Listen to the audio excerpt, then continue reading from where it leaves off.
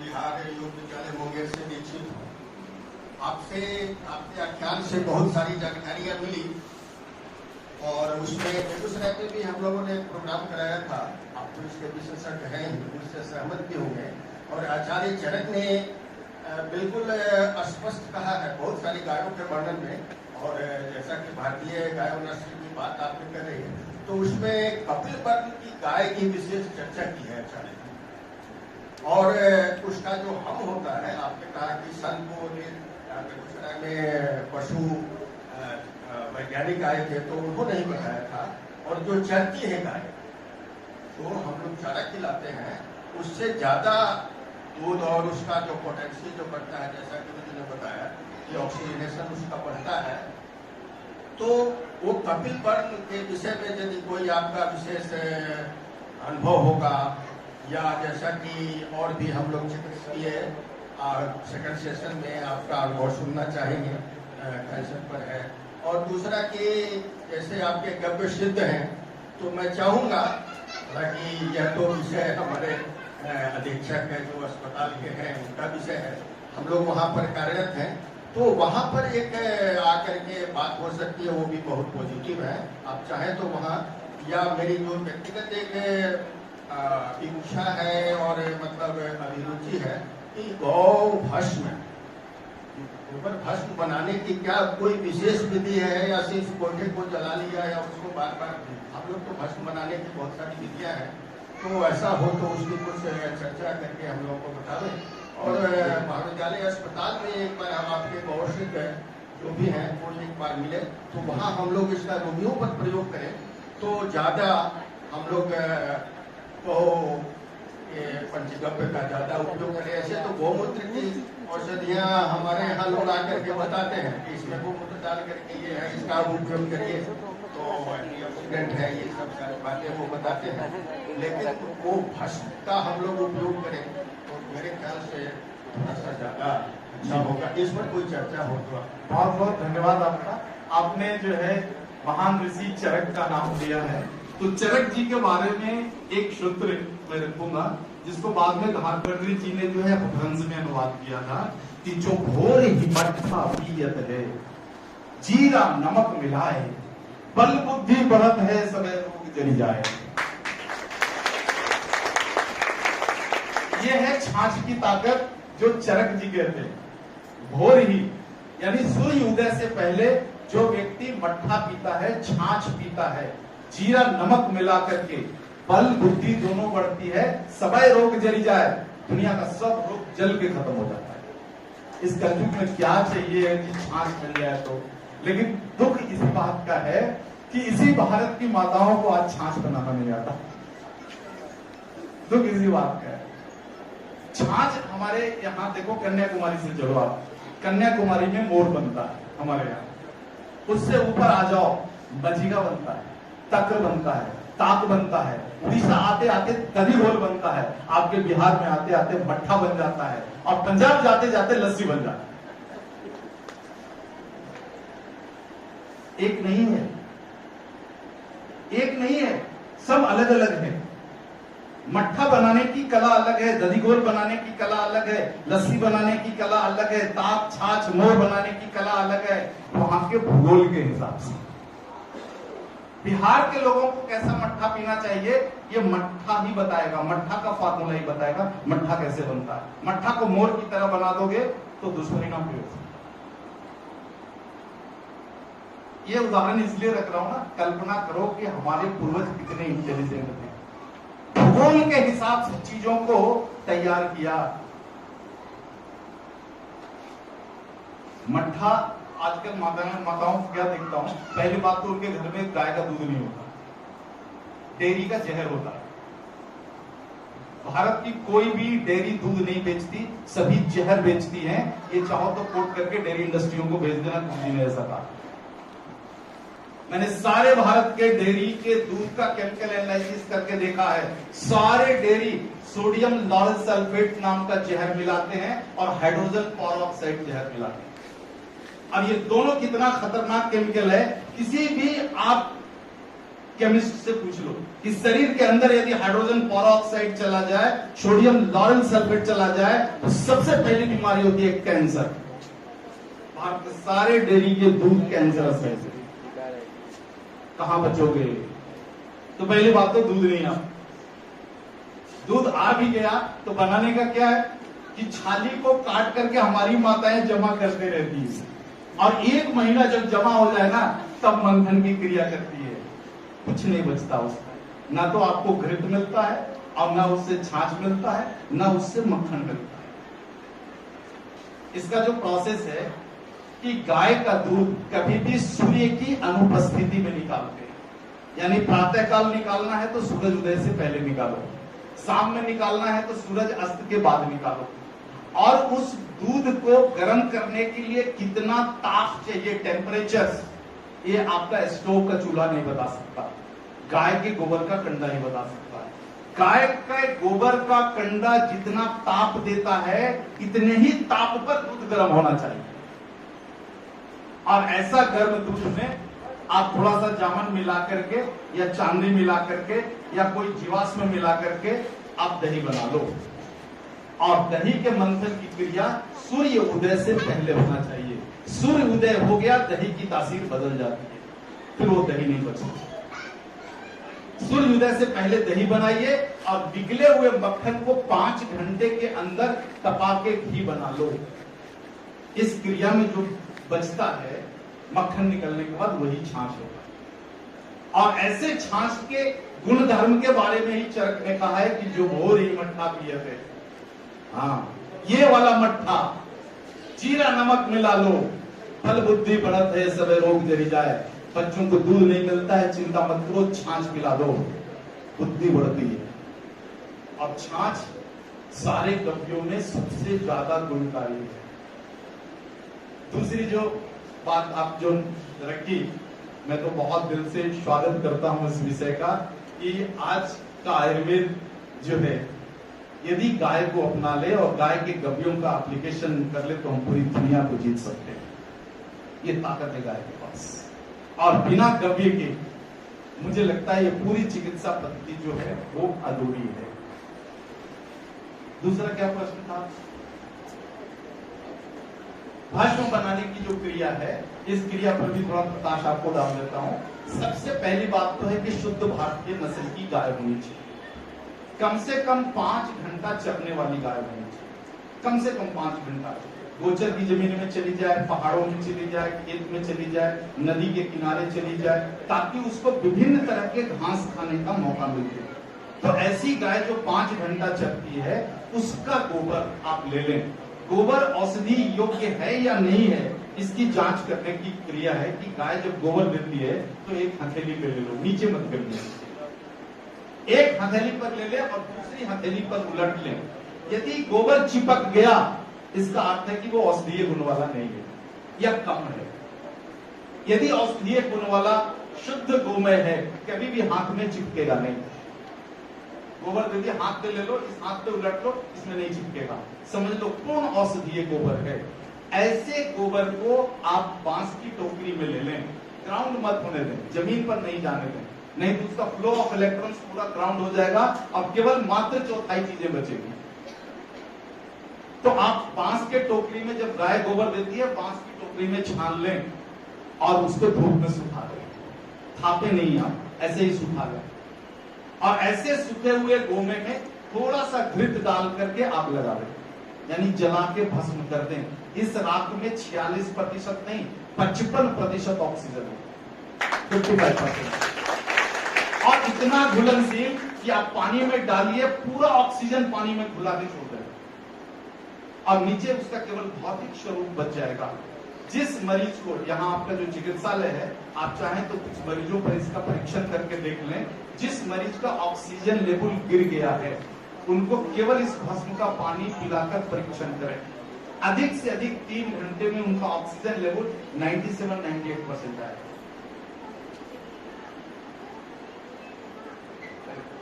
आप चाहें तो हमारे गर्भसिद्धों से सेवाएं ले लें। और देखिए, ये तो हमारे गर्भसिद्ध ये ट्रेनिंग के समय से ही इतना सेवारत होते हैं कि आप आप केवल यहाँ का जो मैनेजमेंट है उससे आप परमिशन दिखाएं आप, और यहाँ चिकित्सालय में एक नहीं कितने गर्भसिद्ध हैं जो सेवा देने के लिए तैयार हो जाएंगे।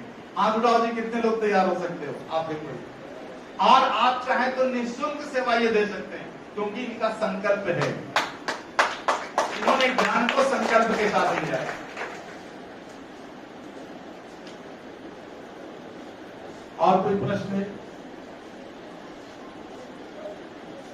आप चाहें तो यहाँ के जो प्रबंधन समिति है उससे आप एक बात कर सकते हैं कि जो आपके पास जो क्रिटिकल मरीज आते हैं, लगता है कि इनको टैकल नहीं कर सकते आयुर्वेद से, ऐसे मरीजों पर गाय के गव्यों का परीक्षण कर के मॉडर्न साइंस के हिसाब से उसका पैरामीटर नोट करते जाइए, इंप्रूवमेंट, और उसके ऊपर एक रिसर्च पेपर बनाइए।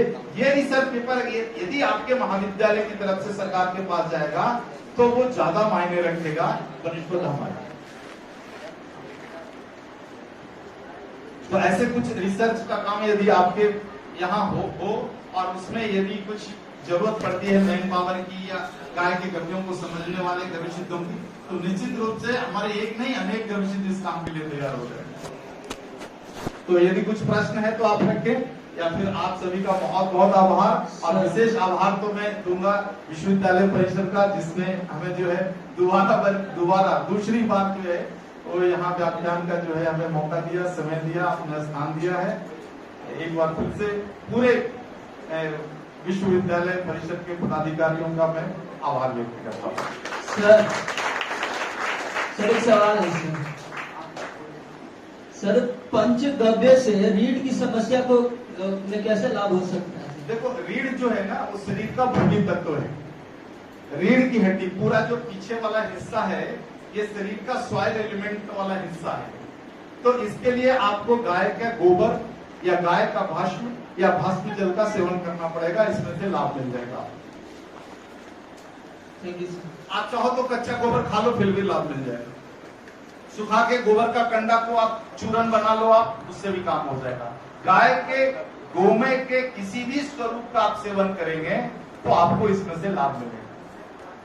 सॉइल डिफिशियंसी के कारण होने वाला रोग है स्पाइनल कॉर्ड की बीमारी, रीढ़ की हड्डियों की बीमारी, बैक पेन, पीठ का दर्द, घुटने का दर्द, कमर का दर्द, ये सब सॉइल डिफिशियंसी के कारण होता है। इन सारी बीमारियों में ये आपको गोमय काम आएगा। नमस्कार सर, बेगूसराय से हम आए हुए हैं। बेगूसराय में हम लोगों का आयुर्वेदिक अनुसंधान केंद्र चल रहा है। हाँ, जहाँ पे लगभग हम लोग 60 तरह का जो है 60 देसी गाय रखे हुए हैं। उसमें सर एक प्रॉब्लम आ रही है हम लोगों को। एक बात बोलिए तो फिर से रखना। प्रश्न ये है हमारा सर कि हम लोग शहर के बीचों बीच में अपना जो है सेंटर खोले हुए हैं। अभी हम लोगों के पास 60 देसी नस्ल की गाय जो है हो चुकी है। हाँ, और लोगों को फायदा भी हो रहा है, लोग जुड़ भी रहे हैं। मगर अब क्या है ना कि शहर के बीचों बीच है और बहुत ज्यादा गाय हो गई है, तो आयुर्वेदिक कॉलेज जैसे मौका लगा यहाँ आने का, तो आयुर्वेदिक कॉलेज से जुड़ने के लिए गए तो वहाँ पे डायरेक्ट यही बात पूछा गया कि आपके पास प्रूफ क्या है कि आप जो है ये आपका इससे जो है ठीक किया जा सकता है। तो हम जो है उसमें से थोड़ा सा जो है हमारा वेबसाइट है पंचगव्य.org। आप पंचगव्य.org पर जाइए, वहां पर बहुत सारे गव्यों का केमिकल एनालिसिस की सर्टिफिकेट रखे हुए हैं। आप चाहो तो निकलवा करके उन्हें दे दो। उस पर कोई हमारा कॉपीराइट नहीं है, कोई भी अच्छे काम के लिए उसका उपयोग कर सकता है।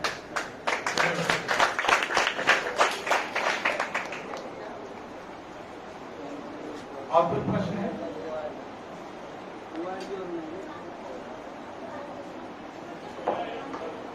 हाँ जी,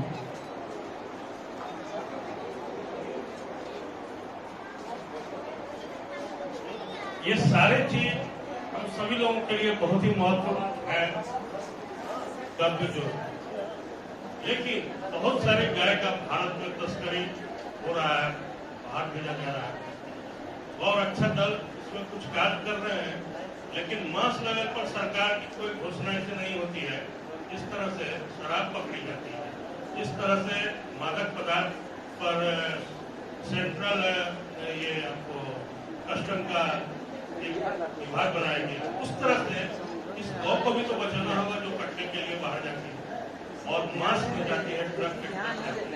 कितनी बार तो हम लोगों ने छापा मार हमारा दल पर जाके न्यूज बनाया है, लिखा है। इसके लिए भी आप लोग को काम करना हो। आपका प्रश्न बिल्कुल सही है, यथार्थ है और बिल्कुल ऐसा ही हो रहा है। लेकिन ये जो हमारा पंचगव्य विद्यापीठम और पंचगव्य डॉक्टर एसोसिएशन का जो नेटवर्क है, वो हम कोशिश कर रहे हैं हम लोग की गाय की उपयोगिता को बढ़ा दो। यदि गाय उपयोगी हो गई तो जिंदा गाय अगर प्रतिदिन 500 रुपए देती है तो कोई भी व्यक्ति उसको कटने के लिए अलाउड नहीं करेगा। गाय आज इसीलिए कत्ल हो रही है क्योंकि गाय की उपयोगिता हमने नहीं की है। गाय की उपयोगिता यदि हमने औषध में कर दिया, कृषि क्षेत्र में कर दिया, गुरुकुलों में कर दिया, ऐसे विविध जगह कर दिया और लोगों को अगर ये पता चल गया कि जिंदा गाय हमें प्रतिदिन 5000 रुपया दे सकती है, बताओ किसी की हिम्मत करेगा उस गाय को काटने की? तो हम लोगों का प्रयास यही है कि जीवन के सभी आयामों में गाय को लाभकारी, उपयोगी बनाने की दिशा में काम करो, सिद्ध कर दो। क्योंकि बाहुओं बल से तो हम 70 साल से गाय को बचाने की कोशिश कर रहे हैं, लेकिन क्या बचा पाए हम? 1947 के बाद लगभग 150 प्रजातियां पूरी तरह से नष्ट हो गई भारत की। अब वो प्रजातियां हैं नहीं। इसलिए हमारा विचार हुआ कि वो एक वर्ग अपना काम करता रहे और गाय की उपयोगिता पर अलग से काम होना चाहिए। तो हमारा जो नेटवर्क है वो गाय की उपयोगिता पर काम करता है। इसलिए उस विषय पर और राजनीतिक विषय पर मैं कुछ बोल नहीं सकता।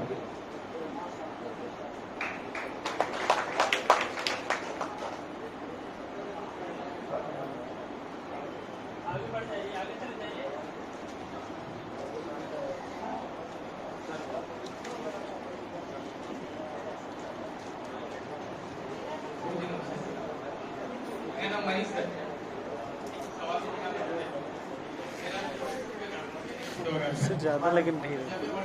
हमने कि आदमी नहीं जुटे, लेकिन इससे भी ज़्यादा भीड़ है।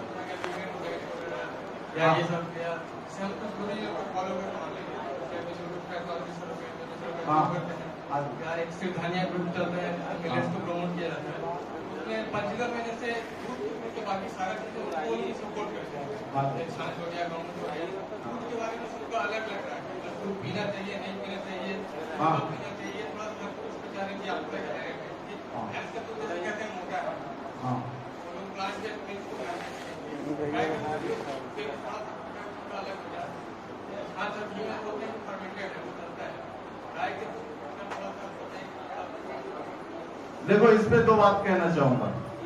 जो लोग कहते हैं कि दूध नहीं पीना चाहिए या एनिमल प्रोडक्ट नहीं खाना चाहिए, उनके बारे में दो चीज कहूंगा। पहली बात तो कि अज्ञानता है, और दूसरी बात गौवंश को खत्म करने का ये अभियान है। देखिए, मैं कहता हूं इस धरती पर कौन सा ऐसा व्यक्ति है जिसने अपनी मां का दूध नहीं पिया होगा? हम गाय का दूध पीने वाले लोग नहीं हैं, गौ मां का दूध पीते हैं। और विश्वरूप चौधरी की बात आप कर रहे हो, उनसे पूछ लेना उन्होंने बचपन में अपनी मां का दूध पिया है या नहीं। गौवंश को जड़ मूल से खत्म करने की दिशा में उठाया गया यह अभियान है। आप चेत जाइए। पृथ्वी पर जितने भी जीव जंतु हैं, सभी का आपस में समन्वय है। बिना जीव के आधार पर हमारा जीवन चल ही नहीं सकता।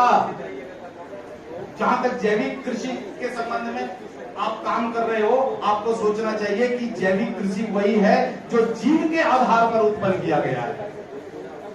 वहां भी जीवों का आधार है। जीवों का आधार के बिना कुछ नहीं हो सकता। आप हाइब्रिड बीज खेतों में डालकर और उगा लोगे, बिना रसायन डाले हुए जैविक नहीं कर सकते हो आप। जो चीजें जीव के आधार पर होती है, मिट्टी में जीवाणुओं के आधार पर होती है, वही जैविक कहलाता है, और वो बिना गाय के गोबर गोमूत्र के नहीं हो सकता। इसलिए जीवन में जीवों का आधार लेना पड़ेगा, उससे मुक्ति नहीं पा सकते। जो लोग ऐसी बात करते हैं, या तो उन्हें अज्ञानता है या गौवंश को खत्म करने की दिशा में खड़ा किया गया एक अभियान है। हेलो गुरुजी प्रणाम। मैं पटना से पूनम देवी बोल रही हूँ। मुझे करीब 20 साल से लगातार प्रतिदिन नाक से पानी गिर रहा है और मेरा वजन भी नहीं बढ़ रहा है। मेरा वजन भी नहीं बढ़ रहा है, इसके लिए मैं क्या करूं मुझे पता नहीं है, आप कुछ उपाय बताएं। बहन जी, ये आपका पूरा चिकित्सा का विषय है, लेकिन फिर भी इस पर कुछ बातें मैं आपके सामने रखूंगा। नाक से पानी बह रहा है 20 साल से, इसका मतलब क्या? शरीर में जल की मात्रा बढ़ गई है, नाक से ओवरफ्लो हो रहा है। एक गिलास है, गिलास के ऊपर टोटी खोल दो आप, बूंद बूंद पानी गिर रहा है, गिलास भर जाएगा, क्या होगा? ओवरफ्लो होगा। इस ओवरफ्लो के लिए क्या करना? 2 उपाय है।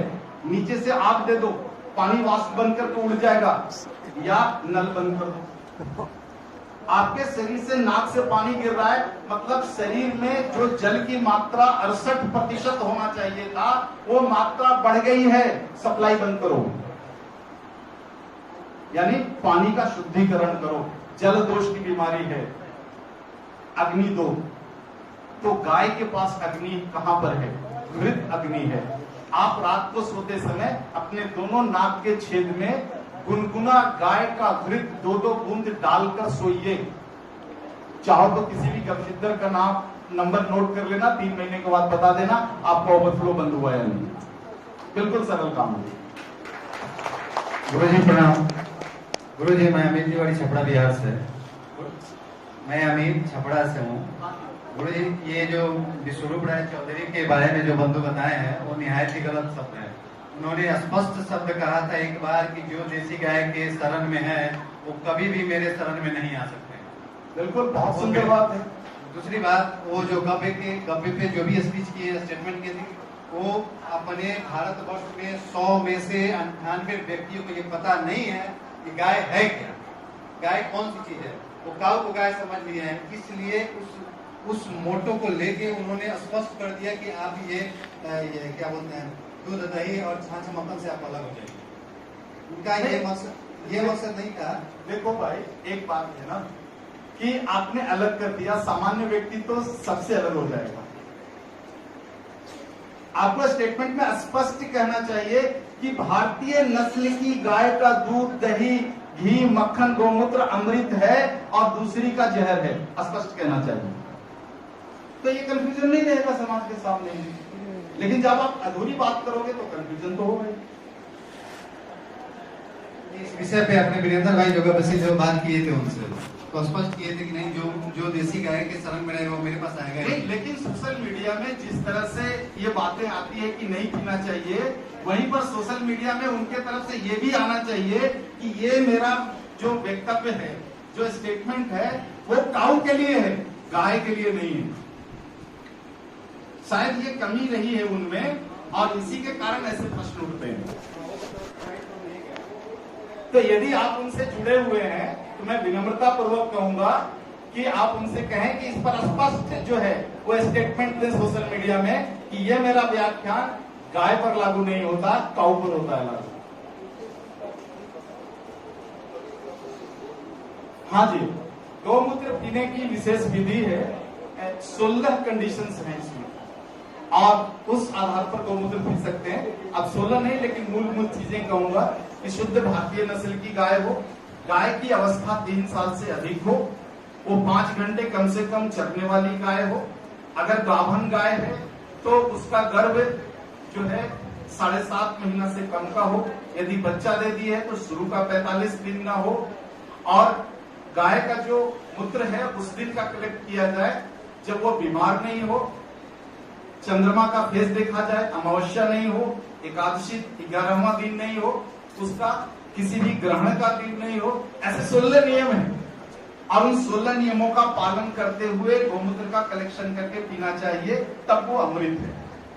और ये सारी चीजें जो है ये गौशिल्पों को पता है और उसी आधार पर ये गौमूत्र का कलेक्शन करके पूरी औषधियों का निर्माण करते हैं।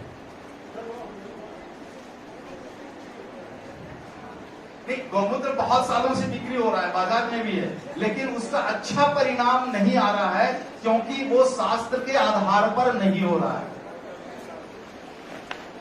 सर्वप्रथम तो आपको बहुत बहुत धन्यवाद, आपने इतनी महत्वपूर्ण बातें हम लोग के साथ शेयर की। मैं इसी महाविद्यालय में एक आयुर्वेद का एक विंग है, रसशास्त्र है, प्रोफेसर जी कल्पना डिपार्टमेंट, उसमें मैं हूँ। और हम लोग मुख्य रूप से औषधियों के निर्माण में जो है कार्य करते हैं। जो आपने जो कुछ बताया उसमें एक बहुत बड़ा चैलेंज हमें दिखाई पड़ रहा है कि जितनी भी रस की जितनी भी औषधियाँ बनती हैं आयुर्वेद में, उसमें ज्यादातर 50% से ज्यादा औषधियों में हम गाय की किसी न किसी गोबर में जो प्रयोग करते हैं, या तो हम दूध का प्रयोग करते हैं या उसके मूत्र का प्रयोग करते हैं। इवन जो हम भस्म बनाते हैं वो गाय के गोबर के कंडों से बनाने की बात की है, लेकिन आज वो फर्निश में बदल गौमूत्र की जगह हम जो गाय है उसके मूत्र को यूज कर रहे हैं, हम देसी गाय के गौमूत्र को यूज नहीं कर रहे हैं। दूध की जगह हम जो डेयरी प्रोडक्ट है, जो पैकेट में बंद दूध है, उसका उपयोग करके मेडिसिन बना रहे हैं।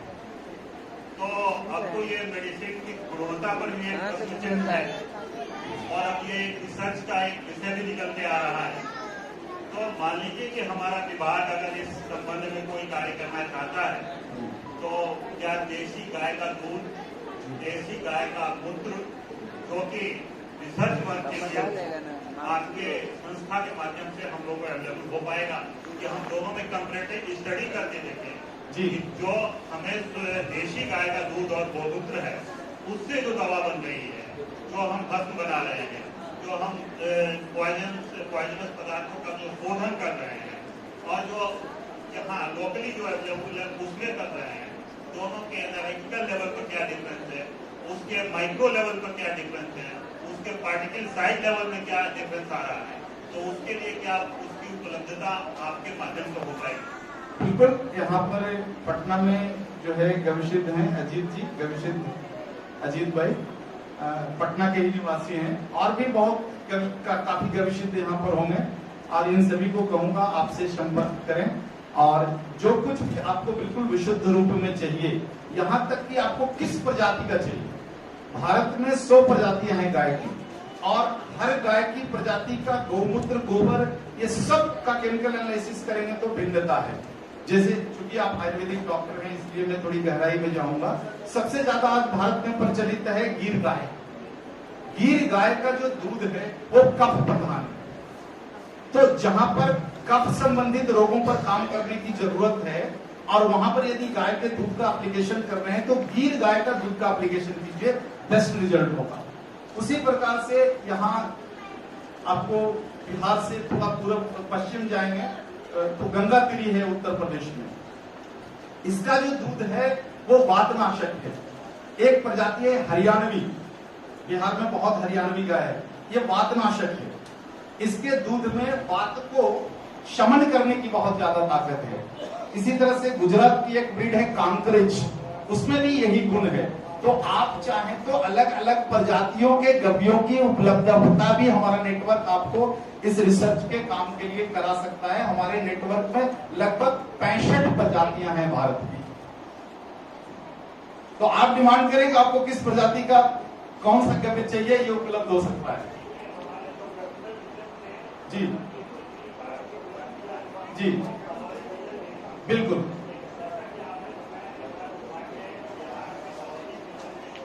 जी नमस्कार।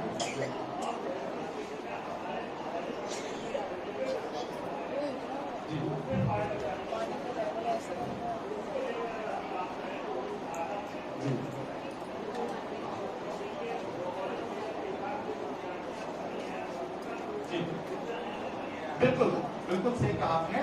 तो बिहार से सटा हुआ जो भाग है उसमें आपको, जैसे आप गंगा के किनारे हैं, तो गंगा बेसिन का जो भूगोल है इसमें पाई जाने वाली गाय है गंगा तिरी, जो आपको बनारस के आसपास में मिलती है। तो आप चाहें तो अपने यहाँ गंगा तिरी के गव्यों का एप्लीकेशन कर सकते हैं। दूसरा, गंगा बेसिन से थोड़ा नीचे आप जाते हैं तो पहाड़ी क्षेत्र शुरू हो जाता है, वहां की प्रजाति है मगही, जो ज्यादातर आपको झारखंड के जंगली क्षेत्रों में छोटी छोटी गाय मिल जाएगी, उसका भी एप्लीकेशन कर सकते हैं। ये 2 प्रजातियां आपके लिए यहाँ लाभकारी सिद्ध हो सकती हैं।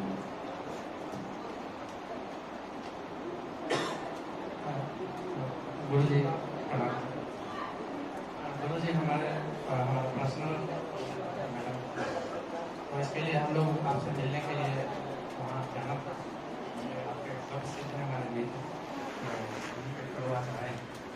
दोपहर के सत्र के बाद मिलते हैं।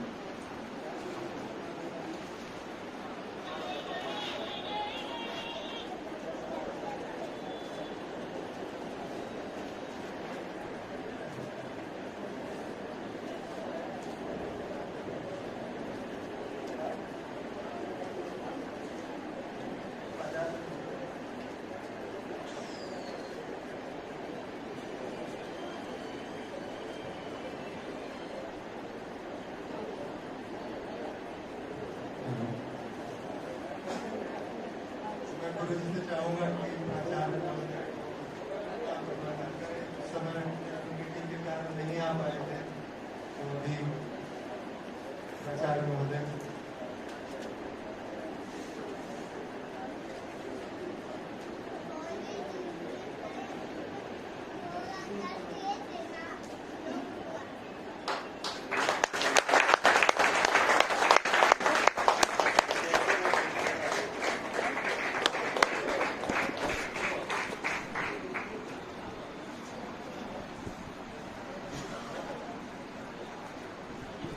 हमारे बीच माननीय प्राचार्य महोदय उपस्थित हैं और मैं विनम्रता पूर्वक आपसे अनुरोध करूंगा कि राय और पंचकर्ते का जो विषय है इसके ऊपर आपसे कुछ प्रकाश करना है।